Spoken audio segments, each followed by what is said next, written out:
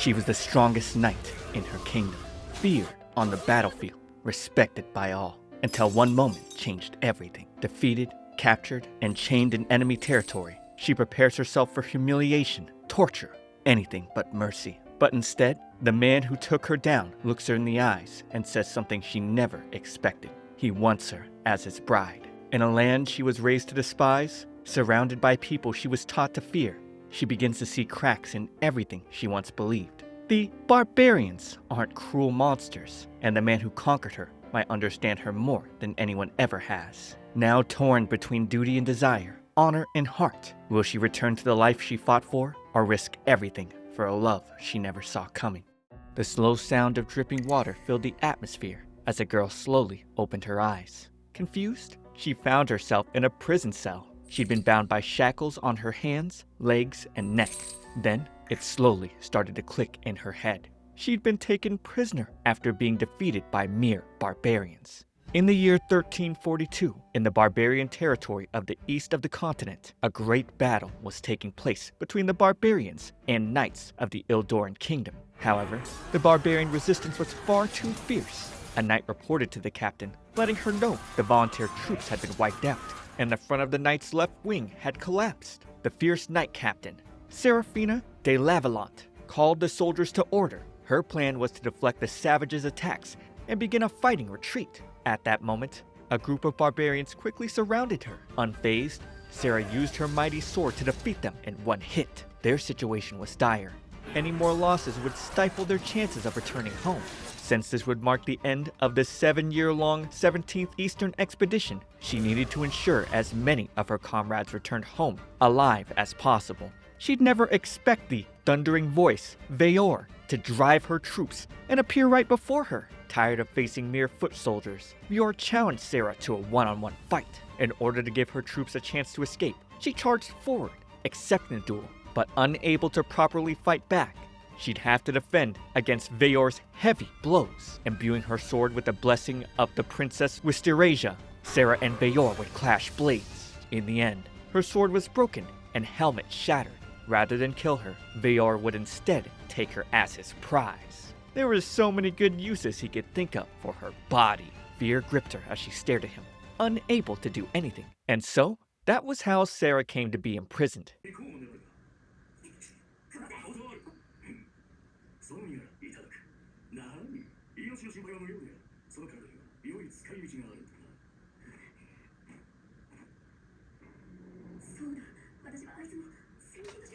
Oh, that's GG's, guys. When you lose a battle like this is all, you're pretty much, yeah, it's over. She felt the barbarians would torture her for intel first, before being put to work in the fields. Recalling Veyor's words, she trembled. The thought of the barbarians making sport of her sent shivers down her spine. Still, she feared for her troops. The time she bought them definitely wouldn't have been enough to escape. Even if the rear was able to get away, the front line would have been broken into pieces. Even more pressing than that, without control of the eastern lands where the barbarians ruled, the people of the capital would surely perish. Unable to defend their livelihood as a noble should, Sarah was filled with frustration. Opening the cell, Cersei walked in, introducing herself as one of Veyor's servants. Sarah assumed she was here to press her for intelligence, but Cersei had only been given one command, to make sure Sarah was in a condition that was to her master's liking. As she rolled the chains, Sarah was pulled to the wall, her movements restricted. Whatever was about to come her way, she wouldn't submit to mere torture. To her surprise, Cersei was cleaning her up. Hearing that Sarah had exchanged blows with her master, she expected a more brutish woman, but Sarah was a lot more feminine. Sarah demanded to know what Cersei was doing as she searched the bag. Cersei didn't think telling her would make a difference. Holding a blade in her hand, she made it clear that Sarah was never leaving here again. With the plier and blade in hand, it was time for the finishing touches. It looked like the end for Sarah, but Cersei would undo her chains, dress her hair, clip her nails, and dress her up properly. She even used scented oils on her. With that done, Sarah looked presentable. Suddenly, a loud shout echoed from outside. It could only belong to one person. Heavy footsteps filled the air as Veyor approached the prison. Standing before his prize, his presence was nothing short of terrifying. Then, he properly introduced himself as the heir to Great Chief Oldion One Eye, his huge stature and golden eyes made Sarah believe he couldn't be human. She now understood what the barbarians were after. Her grandfather had told her of the Eastern expedition that happened 20 years ago. Back then, it sounded like a fairy tale, but now the truth was clear. She was of the Lavallant Margraves of the Ildoran Kingdom, the youngest daughter of the former lord, Matthias, commander of the Eastern Expeditionary Force's 1st Company. Seraphina vowed not to beg for mercy. If the barbarians planned to use her for sacrifice, then so be it. The least she could do was maintain her dignity. Cersei and Veor looked totally confused, wondering what this crazy girl was talking about. Veor made it clear that he brought her here to be his bride.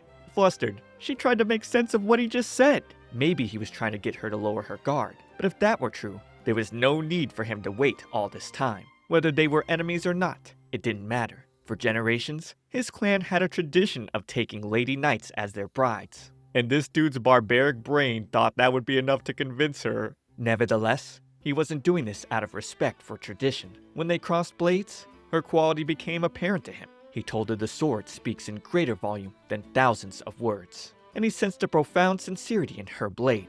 It was enough that he fell for her at that moment. Hearing that, Sarah went bright red, her face all flush from embarrassment. Before leaving, he told her to relax, because she wouldn't be taken against her will. Sarah was still yet to realize she was being courted. 7 years ago, in the Ildoran Kingdom, her brother, Sirius de Lavallant, let her know the king had ordered the commencement of the 17th Eastern Expedition. On her brother's request, she agreed to earn glory befitting of the Lavallant name. Then, he gave her an invitation letter to a banquet from Countess Ildal. Since it was addressed to her as a princess, she'd agreed to attend. Arriving at the banquet, the nobles were quite shocked to see Sarah. While they talked about the poor taste of food and how the war benefited them, she stood by the side. They made fun of her, all because she was a commander of knights.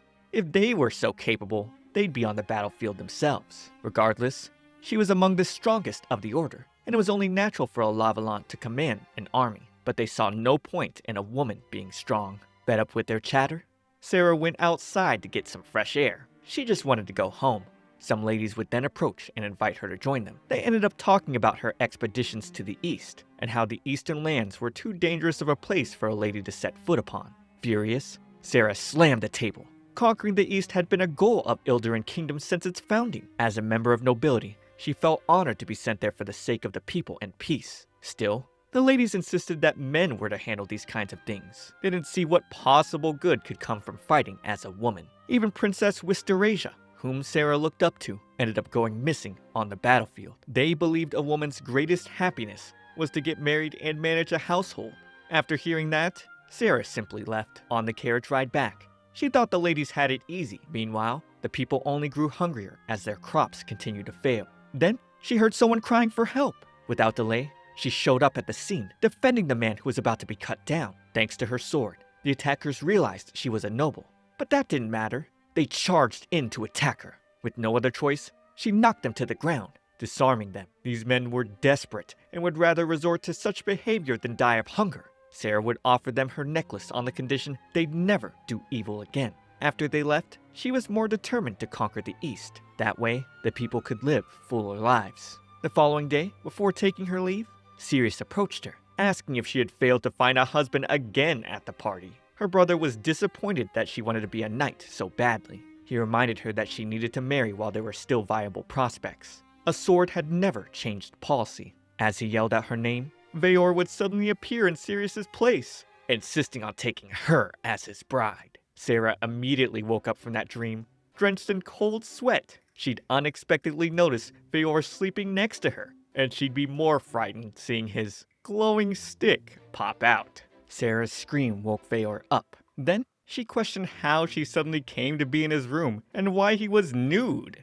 He was glad to see she was full of energy, especially after last night. Having no recollection of what happened last night, Sarah figured it was best to not remember. However, she reminded Veor that he promised not to force himself on her. He told her not to quibble over the details, but her chastity as a lady was not to be treated as some trifle. Scared that she might end up bearing his child, she asked to be killed. He'd smack her head, asking why she sought death. She felt he'd never understand.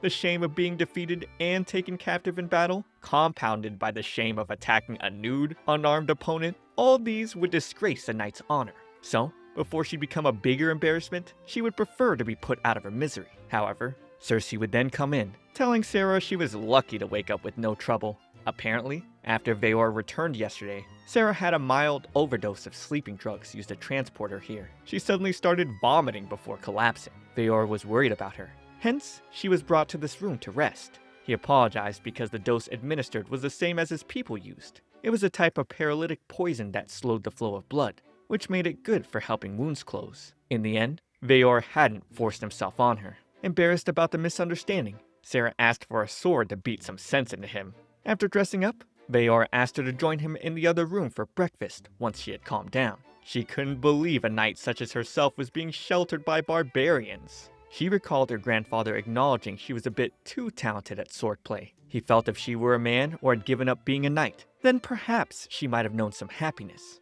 Even her brother hated the fact that she was so desperately trying to prove herself as a knight. The only one who had approved of her blade was Veor. She paid so little mind to her femininity, the last thing she needed was to suddenly be desired for it. Still seeing herself as a prisoner of war, she believed a breakfast was likely to be the bare minimum. Having dealt with military rations already, Sarah didn't think the barbarians could be worse. She would display the pride of the Lavalon clan that was chosen to be part of the Eastern expedition. Walking into the room, she'd be shocked to see a large piece of meat being grilled. Her eyes swirled, and she was drooling. Given the state of her homeland, she had never come across such a feast. Bro, this is crazy. I definitely love all that meat in my mouth. Wait. Veor would then cut a quarter piece for her. It was larger than her torso. Of course, she believed there was some hidden agenda, like he was foisting such luxury on her to winnow away at her knight's pride so that he might tame her. Regardless, she would rather starve to death than be indulged by barbarians. But her rumbling stomach would beg to differ. Embarrassed, she asked for death once again. At this point, she was too fond of saying that. Veor told her that not eating, in spite of her body needing it, was nothing more than selfish deception. She needed to stop second-guessing everything and just eat. As he smiled at her, Sarah went flush. Cersei then told her that this meat was hunted specifically to welcome her. Veor had gone on a hunt by himself, so that she would have something to eat upon waking. He was as capable as he was famous, and would be the equivalent of one of the Western royalty. For Sarah to reject his hospitality would be seen as bad manners for a noble, so in order not to bring shame to her name, she accepted. Slicing the meat, she couldn't believe how tender it was, and one bite sent her to paradise. It was so tender and juicy. Not even Ildoran royalty got to eat something like this. Curious, she asked Veor what kind of meat this was. He offered to let her see for herself by looking out the window. When Sarah set her sights on the dragon, she couldn't believe it. She was feasting on the legendary flying monster. In the West, they believed dragons breathed fire and had toxic flesh. Veor confirmed those types existed. However, the one they were eating was a different breed. Unable to resist the sweet taste, she ate everything on her plate. After that, Sarah was shocked to hear she was allowed to go outside. There was something around the mountain Veor wanted to show her. Obviously,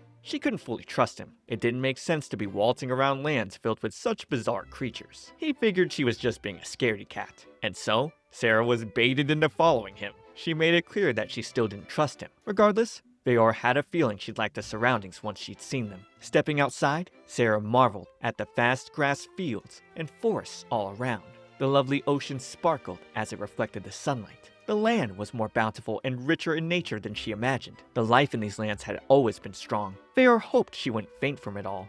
Being mocked wasn't something she appreciated. Sarah believed the dragon and the scenery were basically sneak attacks. Although she had no idea of what he planned to show her, she'd brace herself so she wouldn't be surprised. The sight of animals all around still shocked her. According to Veor, dragons didn't bother humans as long as their lairs were left alone. Once Sarah lived here long enough, she'd get used to it. Soon after, they came to a waterfall. This was the first time she'd ever seen one. She tried to claim her land had some as well, but deep down, she knew it was a lie. Aside from the beautiful view, there was one other thing Veor brought her here for. Suddenly, he'd ask her to strip, and told her there was only one thing a man and woman could possibly do without their clothes. Hey yo! Sarah got a bad feeling. However, Veor was talking about bathing. Nevertheless, she found mixed bathing to be indecent. But that was how things were done around here. Cersei pointed out that she was starting to stink. They didn't have regular bathhouses here, and wiping her down like last night can only do so much. Sarah and Cersei ended up using the water together, while Veor went to a different stream. Sarah assumed Cersei was here to make sure she didn't run away, but in truth, it was actually to keep her safe. Suddenly, a creature known as the Sawaiwau emerged from the water. Sarah was frightened, but the monster moved on. The ones found here were pretty docile. They were basically surrounded by monsters. Too scared to bathe here, Sarah ran away. Realizing she left her clothes and shoes behind, she decided to go back for them, but she'd hear a voice asking who was there. She was scared that this person might be a real savage. That's when a young, handsome barbarian warrior approached her. His beauty left her stunned. From her state, he could tell some beasts appeared while she was bathing. He had heard similar stories from his mother, who was a warrior from the west. When he was young, his mother would tell him about how there was less nature and fewer animals where she came from. Considering his age, Sarah reasoned his mother had to be in the 16th expedition and was a lady knight from 20 years ago. As she sneezed, the young man covered her with his coat, and he offered to follow her back to where her clothes were. In her eyes, Sarah saw a dashing gentleman. She wondered what a man who could be a Western knight was doing amongst these barbarians. As she started shivering, he got up close to check if she had a fever. His face was so close, it made hers turn red. She didn't have enough experience with men to know what to do. Seeing that she really had a fever, the man carried her in his arms.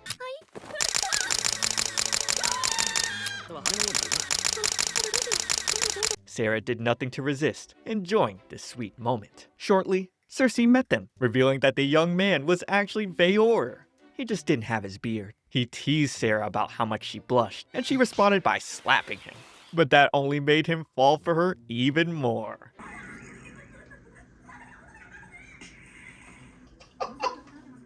I knew I liked you for a reason. Oh man. Sarah blamed him for taking her into a den of monsters in the first place. But she didn't have to worry about that, because Veor usually patrolled the area where dangerous creatures might appear. He intended to protect her at first. Compared to the dragon they had for breakfast, the inhabitants of the river were all peaceful. A dragon that size would be a danger to most people, but he called them cowardly. Either way, he got to see another side of the woman he loved. He felt it was a small price to pay. Sarah would forgive him this time, thanks to the beautiful scenery, but she swore it wouldn't happen again. Despite all that happened, she admitted Veor was easier on the eyes without his beard. But days later, his beard grew back. And by the look on her face, Sarah hated the fact you haven't liked the video and subscribed to the channel yet. Oh, you have? Well then your dream husbando or waifu will find you. Cause here on my Shoujo Weekly, watching my videos will grant all your wishes in romance in the shoujo genre. Just make sure to watch my completed series playlist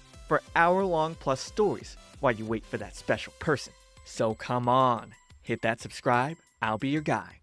In the midst of multiple barbarian warriors, Seraphina prayed to her parents in heaven. Seeing how eager they were to fight her, she believed she might die today. Even worse, she had no idea who these crazy guys were. Earlier on, Veor told her about the preparations for a meeting. He gathered the elders of various tribes so he could introduce her to them. As for the venue, it would be the original home of their people, the great village overseen by the great chief, known as Lakeside Village. It was the largest settlement in these parts. Sarah questioned why he was giving her such crucial information. She saw it as a vital military secret. However, he didn't get what she was so worried about. So she explained that if she were to escape and be rescued by her forces, knowing his settlements and territory could potentially lead to its destruction.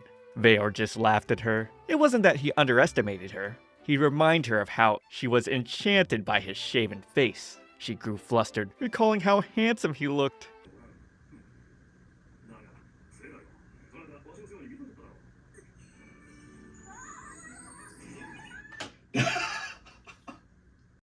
Okay, so he knows after she saw how handsome his face was shaved, he got her wrapped around his fingers. And if it isn't just the shaved face, it's how manly he is, him bringing her huge slabs of delicious meat. Yeah, this guy is him for sure. She said he was being childish for always bringing that up, but Veor found it charming, seeing how embarrassed she was. For him, her worries would be moot if she lost the desire to return home. After all, he planned to make her his wife, which included making sure she fell for him. Sarah's face turned red immediately, questioning where he got all that confidence. They were already starting to look like a couple.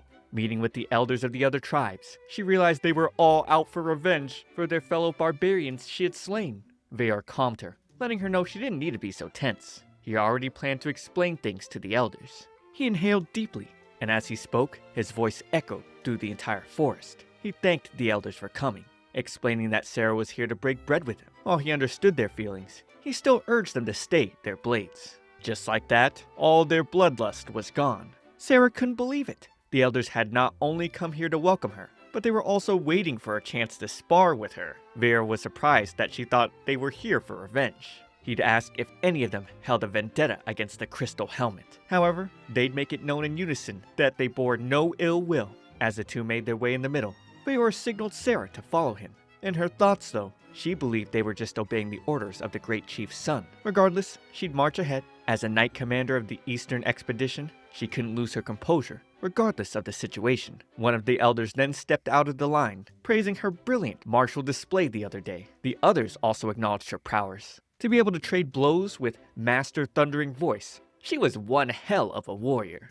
In their words, she was a damn fine woman. Some even wished to marry her, and others hoped she would bear some good, strong children. Dang, these barbarians are true proud warriors. Flustered, Sarah reminded them she was an enemy commander, but as Veyar had told her, the elders bore no grudge. In this village, they had an appreciation for those who were strong. In the lakeside village, the settlers went about their daily business, cutting meat, drying fish, and even hanging out laundry. Sarah marveled at all this. Seeing a house that was boiling water, Veyar asked Cersei and Sarah to enjoy their hospitality. He had a few errands to run, and would have an initial discussion with the elders as well. He'd then call out the people of the home, letting them know he was the Thundering Voice. As a lady stepped out, he asked her to share her hot water with Sarah and Cersei, adding that Sarah was his wife-to-be. Not only would the lady admire Sarah's beauty, but she'd inspect her features as well, touching her all over. They had just met, and she was being way too familiar. Sarah was then dragged inside. Inside the house, Yufa apologized for doing too much. Sarah would forgive her, given her knight's virtue. Then, Yufa asked her son, Garter, to get herbs for the tea. Sarah found out it was pretty common to add medicinal herbs to tea around these parts. Garter and Enna would then go grab firewood to make more tea. They seemed quite sure-footed for their age. Sarah was then surprised to find out that the two women weren't related. Even more shocking was the taste of the tea when she had a sip. Despite its distinct aroma, it was refreshing in a way that more than justified it. Almost as if the medicinal herbs were soaking throughout her entire body. Cersei told her that the herbs were high quality and came from the spirits of the sacred tree.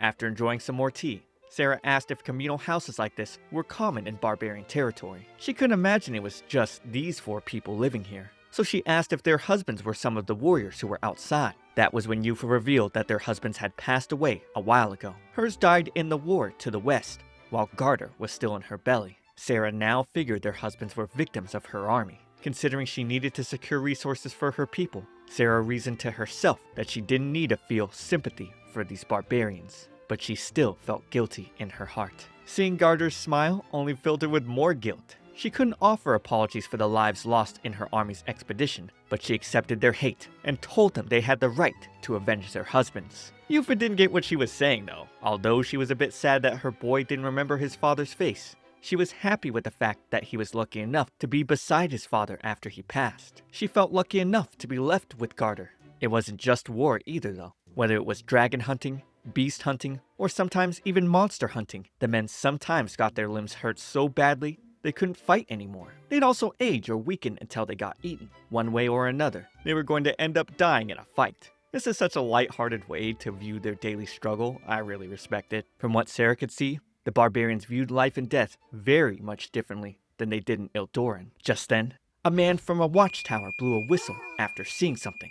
Cersei recognized it as a dragon whistle, which meant they were under attack. Suddenly, a dragon crashed into the house. It was a type known as a Sukebikeshi. When fire was made in the woods, it would usually go out, seeking the source of the smoke. However, Cersei found it strange because the Sukebikeshi around here usually didn't approach villages. They had learned how they'd be attacked if they did. Sarah quickly asked everyone to run, but Garter would start crying, attracting the attention of the monster. Cersei opted to take Sarah to get out of here, but she refused. She didn't like how the barbarians were too used to the death of others. It got on her nerves. Besides, as a knight commander, Sarah wouldn't flee in the face of a monster.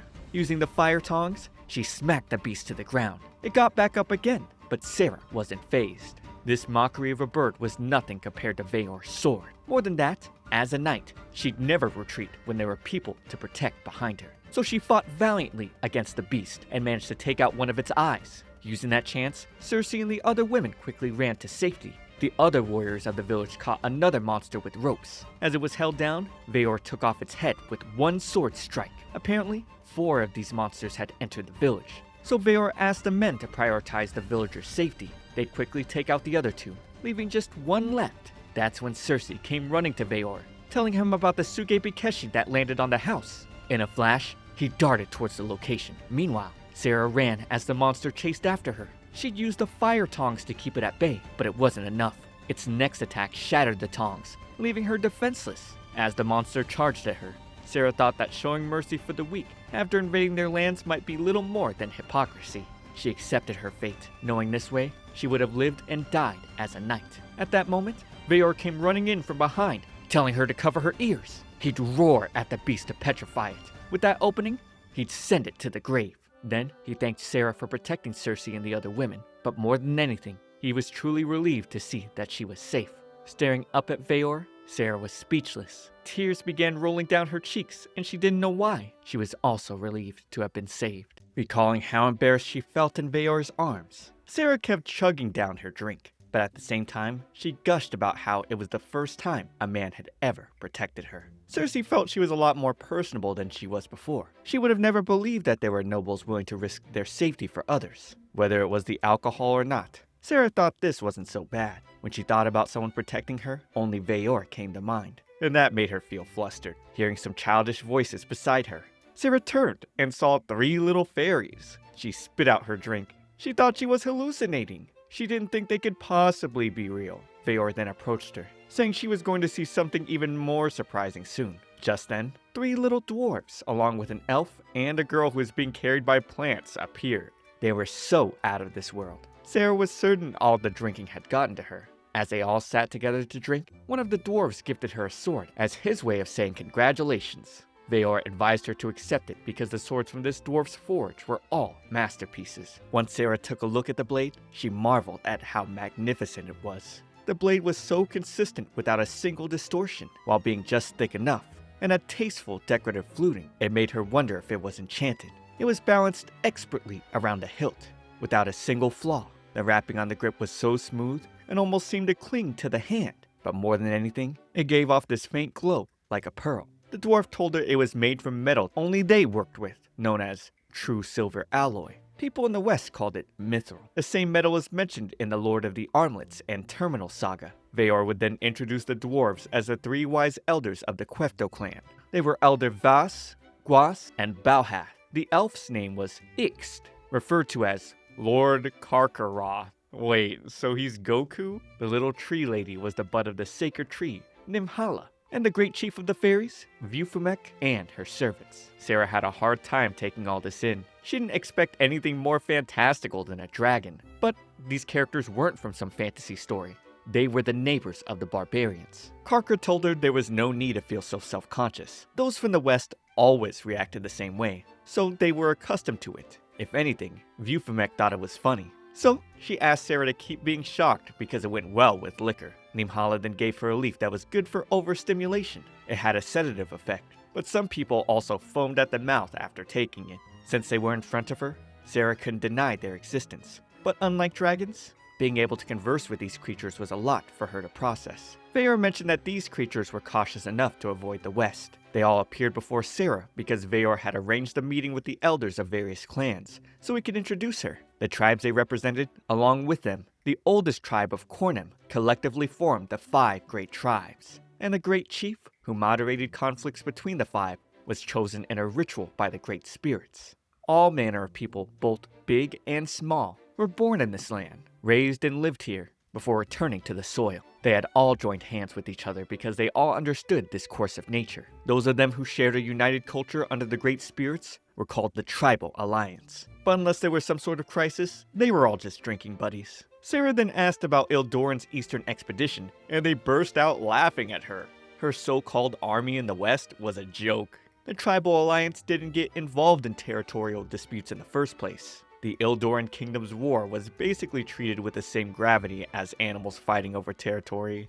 Dang. So Sarah's kingdom is the one full of mindless savage beasts? The alliance wasn't created with the purpose of suppressing other people in mind. Their individual tribes could handle most beasts and dragons. However, there was a type of threatening monster they called fiends. They were a bit like a living disaster. Rather than fighting those things, Veor would rather fight the Ildoran. They'd shove this scary topic aside, deciding to continue with their celebration.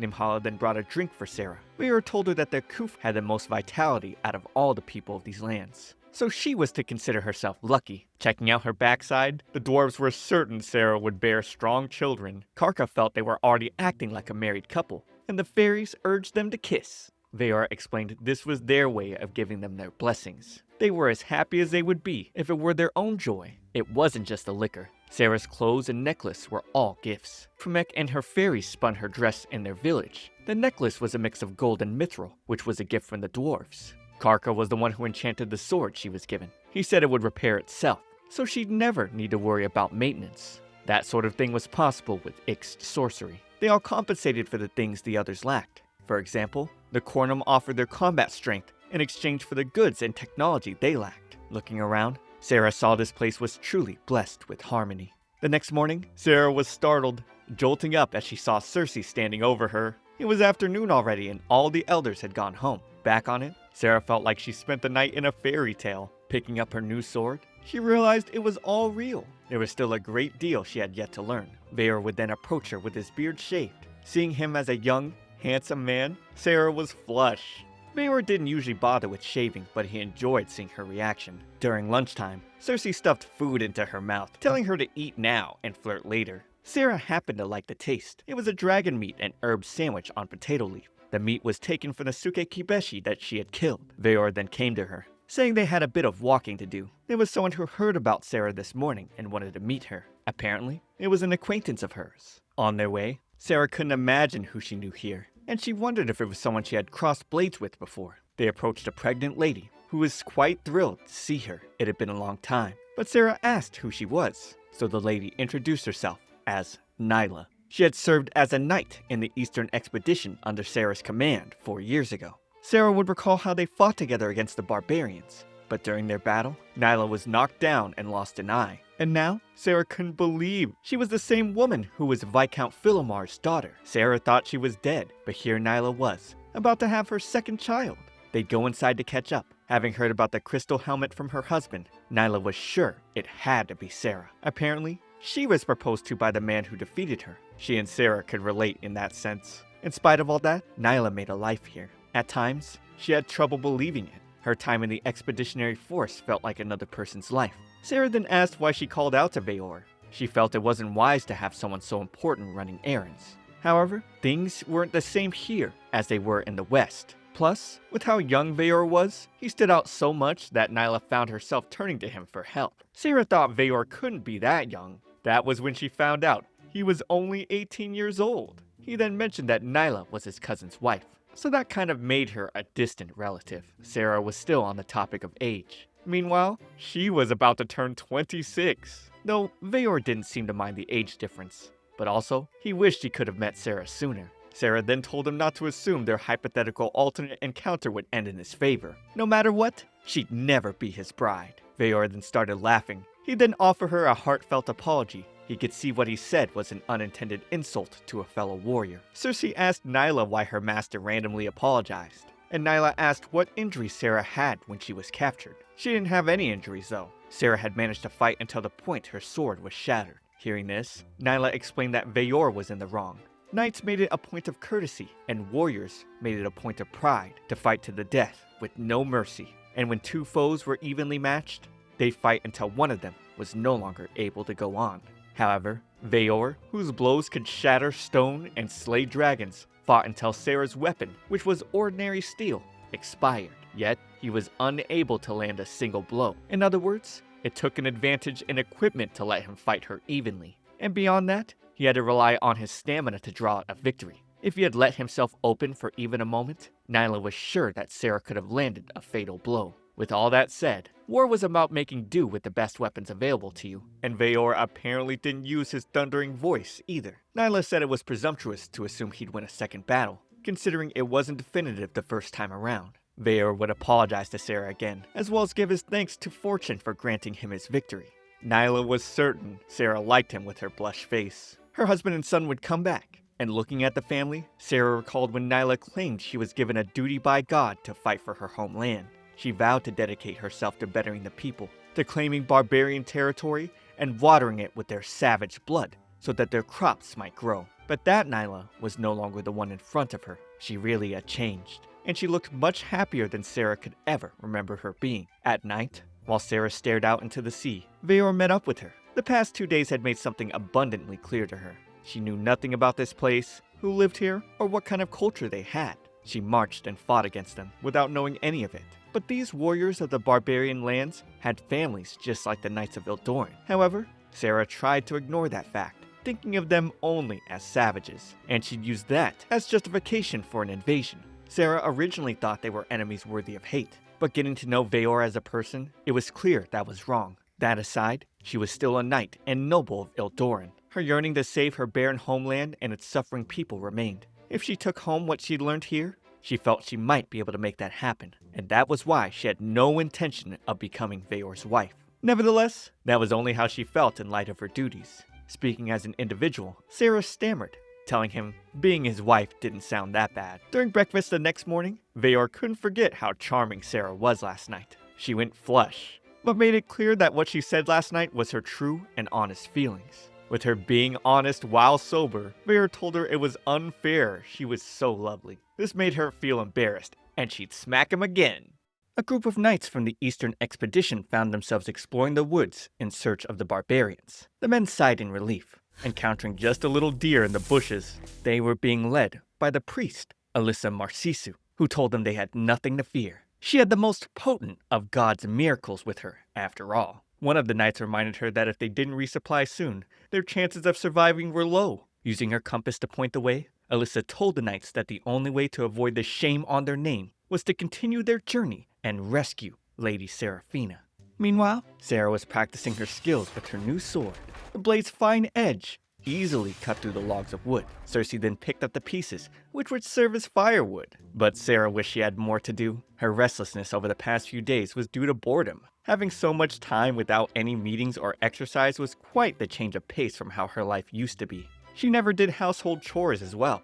That was thanks to her grandfather, who apparently put some degree of pressure on the knight she was apprenticed to. Cersei, however, assured her that she wouldn't be bored today. At that moment, Veor came over with some warriors, asking Sarah if she'd like to spar with them. As a fellow meathead, Sarah was happy to participate. Veor would then ask Cersei to bring Sarah's armor. She was the one who had wiped the blood and mud off it while doing the bare minimum of daily maintenance. Sadly, nothing could be done about the broken helmet. After suiting up, Sarah was ready for the warriors to alleviate her boredom. Veor tossed her a wooden sword to be used for the sparring session. The first challenger was warrior Raham, son of Gamlam, the Blue Fang. With one strike, Sarah knocked him out, and possibly his future children. Next was the Blue Fang Gamlan, and he too was left in the same condition. Well, at least he already has a son. Two-necked Sarah went next. Firstly, he thanked Sarah for protecting his sister and nephew from the Suke Bikeshi that attacked the village. Their battle began, but just like the rest, Sarah took him down with ease. It didn't stop there though, as she continued to take down more warriors one after the other. Buphomet wasn't surprised, saying it was because of how much willpower Sarah was using. Cersei asked what this willpower was, and the fairy told her it was simply the strength of one's will, their desire to achieve something. Just like how birds were able to fly, fish were able to swim, dragons being powerful, and the Teifu being as free as they were, it all came from the same source. The Teifu didn't have flowing blood or bodies of flesh. They were sort of like living dreams of the wind, water, clouds, earth, and flames. The Ixt, Quefto, and Kufuek all had bodies of flesh, and also long lifespans. However, the Cornum, or humans, lived for such a short amount of time with not nearly enough time to accomplish the things they wanted to. That was why Cornum warriors had such strong willpower. It sharpened their technique, increased their strength, and gave life to their fighting. These techniques strengthened with willpower could only be contested with another willpower. If their martial and physical powers were both equal, it was willpower that determined who won a fight. That powerful desire to accomplish something in their brief lives was something that seemed truly dazzling to the rest of them. The fight between Sarah and Veor then came to a draw, with both shattering their wooden swords. Sarah's boredom was relieved, and she had Veor to thank for that. A villager then came screaming that there was trouble. There was an injured Marisa berry heading their way from the western woods. Sarah wondered if this was another dragon attack. She and Veor hurried over to the woods. From what she could tell, these dragon attacks were out of the ordinary, but it was strange, considering the Suke Bikeshi around here didn't approach villages. The messenger from earlier had also informed them that there had been a bunch of other dragons that had injuries from humans. Sarah had a bad feeling about this. As the whistle was blown, warriors dashed in, leading the dragon towards a trap in front of Veor. Once it fell in, they subdued it with ropes, and Sarah finished it off. Unlike other types of dragons, the Marisu berry was a type of true dragon. That was because it had 6 legs. According to the Ixt sages, the center pair used to be wings, and in the distant past, they flew via willpower. Sarah couldn't believe something this heavy used to fly. Veor then told her there were other breeds whose wings were still intact. For example, the fire dragon that dwelled in the Kwefto Mountains. One of the warriors then showed them a burn mark on the dragon. Veor figured this wasn't done by any ordinary flame. It reminded him of the Rijutsu magic that the Ixt used. Normally, for burns, it would require some sulfur or volcanic stone as a catalyst. But if that were the case, there'd be more charring on the burn mark. He asked Sarah if there were people in the West who used this type of magic. That was when she recalled the clergy of the Order of Commoneras from the Western Kingdoms. A number of them had accompanied the Eastern expedition as retinue priests. Their duty was to perform simple masses and funerary rites with the power of light in camps to soothe the spirits of the Eastern Knights. However, Sarah had never heard of their miracles having any combat potential. Viewfumek quickly came with news. The Ixt had found the maniacs who had been using Rijutsu without a catalyst. Because of that, a blight would be showing up at any time now. Veor then ordered half the warriors to collect and clean the dragon. The rest were to return to the village and prepare for the worst-case scenario. Those who had a second name were to brace themselves and come with him. As for the blights, these were what happened when natural law became stagnant. They became antithetical to the natural world. In other words, fiends. On their way to the scene, they found Alyssa and her group of knights attacking a dragon. Sarah recognized her. She was the priest assigned to her first division of knights. Alyssa immediately targeted Veor, but Sarah tried to calm her down from her aggression. However, after warring for so many years, the priest believed justice was with those of them from the east. Without thinking twice, she opened her holy book, casting a spell, but it hit a tree. With this, Alyssa displayed that God's miracles had grown all the more potent in the barbaric lands. She called Sarah, asking that they return home together, but the princess was hesitant. For Sarah's sake, Veor tried to have a civil dialogue with Alyssa, but the priest only saw him as a savage. She attacked him with a more powerful spell, and Veor quickly shielded Sarah with his body.